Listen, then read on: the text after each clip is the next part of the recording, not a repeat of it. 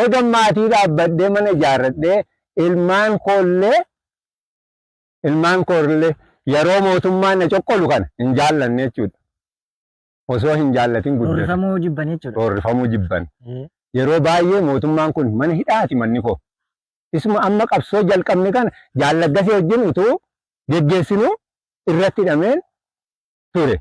Jaalladgasee wajjin quba ol qabdu? Eeyyee quba ol qabdu. Nama yeroo sana maaddee yeroo sana keessaa ijaaramee har'a dubbachuun barbaadu ayyaa hooggansa waraana keenyaa keessaa nu nama 18 taanee ijaaramnee nama 2 duwwaa jira. Warri kaan hojii mootummaatti galanii jechuudha. Hooggansa waraana keenyaa keessa jira har'a.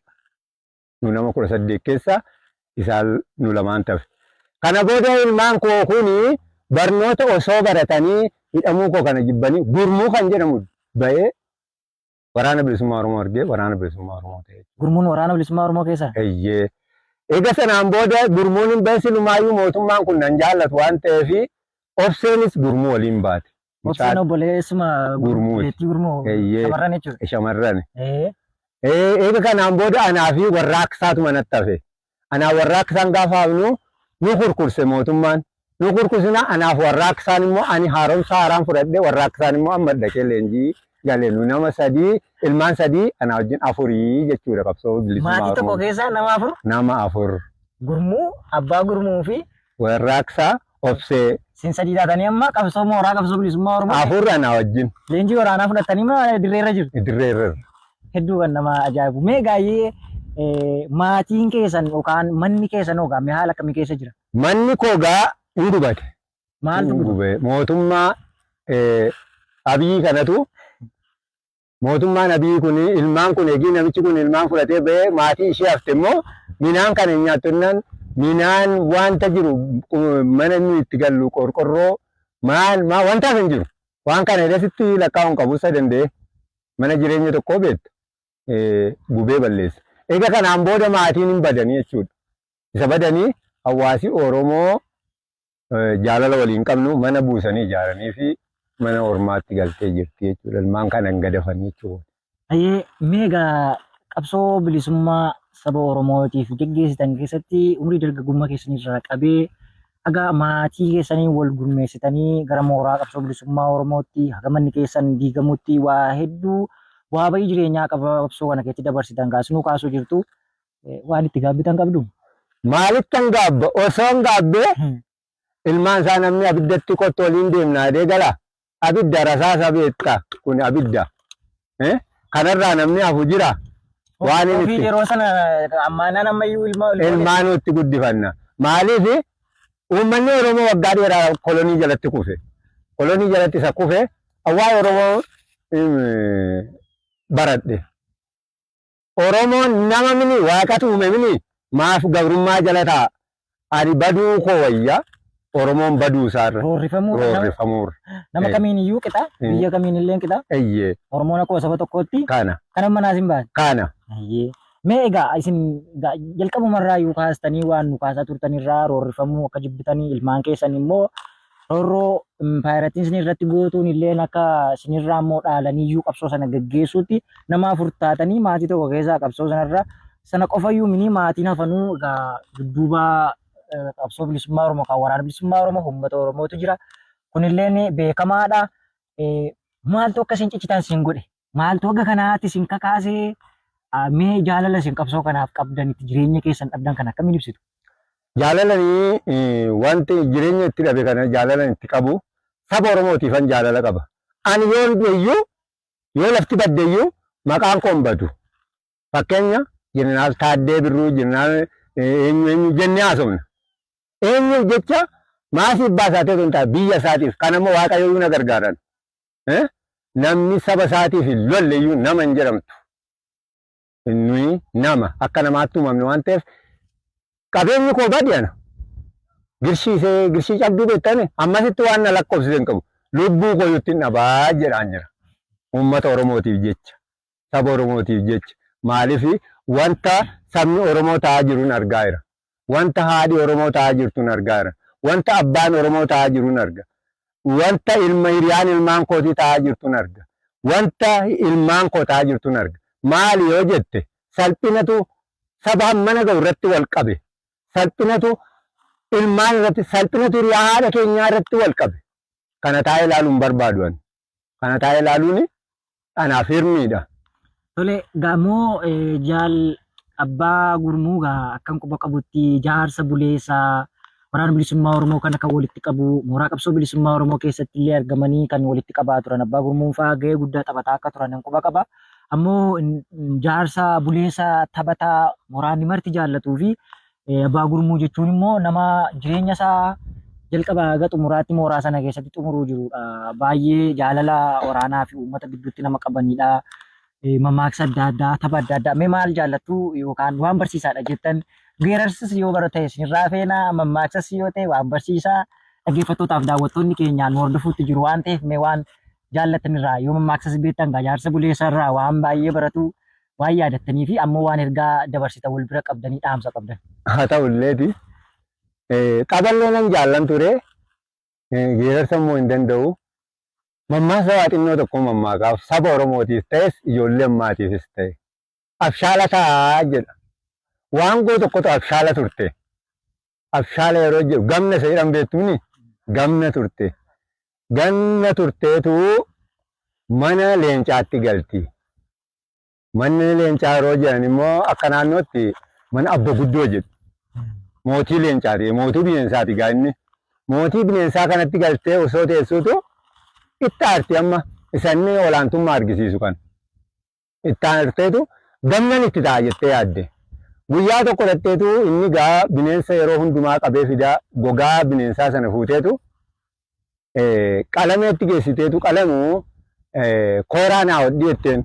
Maal gootaati yeroo kooraa hodhattu atoo farda hin qabdu jennaani abba guddoo yaabaa jetteen. Akkamitti yaabde maalati jennaan ati naa hodhi maasii gashee jetteen. Kana booda tole kaayattee qabuuni ogeessa waan taateef kooraa hodhiteef fuutee galte. Yeroo kanatti abba guddoon suni karaa mana qabuurra bahee gala. Karaa mana qabuurra yeroo bahee galu yaa abba guddoo jetteen jennaan waan gooni kooraa tolchatte si yaabuufi jettee itti himti.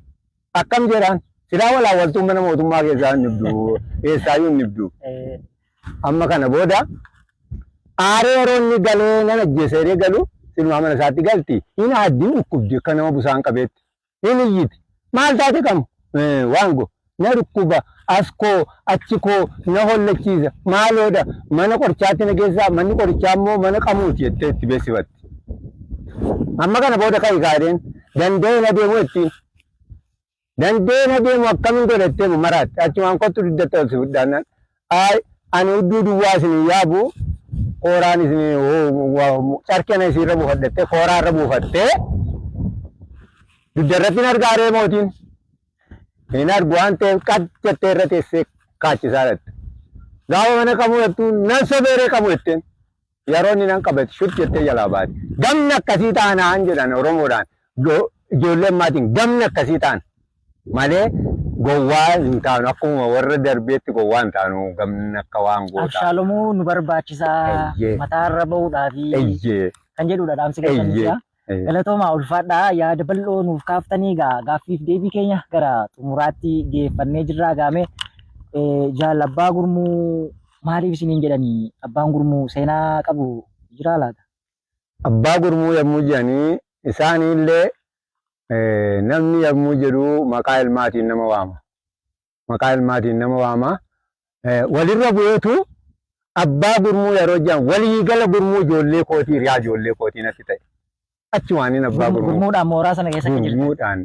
Gurmuudha waraanumti bilisummaa Oromoo inni baarra jiru, inni lixarra jiru, inni kaabarra jiru, inni kibbarra jiru, inni giddugaleessa jiru. Gurmuu koorra jira naman. Achumaanii gurmuun ilma keessan waraanicha keessa jira. Isin immoo abbaa gurmuu mataatanii. Walumaa gala gurmuun ta'e. Maan jaal abbaa gurmuu jedhanii. Natti tole. Galatooma ayyee mee gaaffiif deebii keenya ni goolabannaa egaa dhaamsa yoo qabaattanii uummata Oromoofis waraana bilisummaa Oromoo dirree Oromiyaa kana keessatti argamuuf illee yoo dhaamsa qabaattan akkasuma isinirraa eeggannaa maal ilaagaa jaarsi buleesii gorora dhiqimsee qabsoo kana keessatti illee bilchina jabduu ka qabdan ilaa akkas jedhee namni qubaan waan akkasii ilaamee jedhee waa namatti agarsiisu jiraachuu waa eebba waaqaati. Maal jettu qabsoo kana immoo akkamiin xumuratti gochuu dandeenya? uummata Oromoof maal dhaamtu? Waraana bilisummaa Oromoo abdii akkamii hortuu? Isinirraa waan baay'ee barannaa, cichoomina isinirraa barannaa, murannoo. Qabsoon kunillee gaafa isheen jalqabamtu malee yogguu isheen xumuramtu wanni beekamaan hin jiru. Har'aan jennu bor hin jennu dachee keenyaa fi qilleensa dachee keenyarra jiru kanallee bilisa baasuudhaaf abdiin socho'utti jirra. Akkamiin abdiitti hortuu dhaamsa xumuraa yoo qabaatan? Bareeda. Dhaamsa nan qaba. Uummata Oromootiif dhaamsa nan qaba. Uummata Itoophiyaatiif dhaamsa nan qaban jedhee yaadan. Yommuu jedhu warri miidiyaa kana ta'anii dhaggeeffatan, warri miidiyaa kana ilaalan, haa dhaga'an. Sabni Itoophiyaa sabaaf sablammii Itoophiyaa keessa jiru warri mootummaa kana keessatti qooda hirmaatee jiru. Loltuus ta'e hojjetaa mootummaa kamiyyuu kam sabaaf sablammii ta'ee jiru.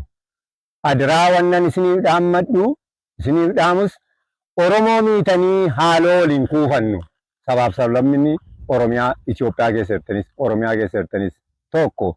Loltuu keessa kan jirtanis saba Oromoo ajjeeftanii haaloo saba keessatti hin kuufatinaa. Akkuma sabni Oromoo haadhisaa deesse isinis deessee jirti. Umurii darbaatti laannaa haaloo walitti hin kuufatin warri mootummaa Itoophiyaa keessa jirtan, warri loltuu keessa jirtan, warri loltuu keessa jirtan dirqama hin qabamtani.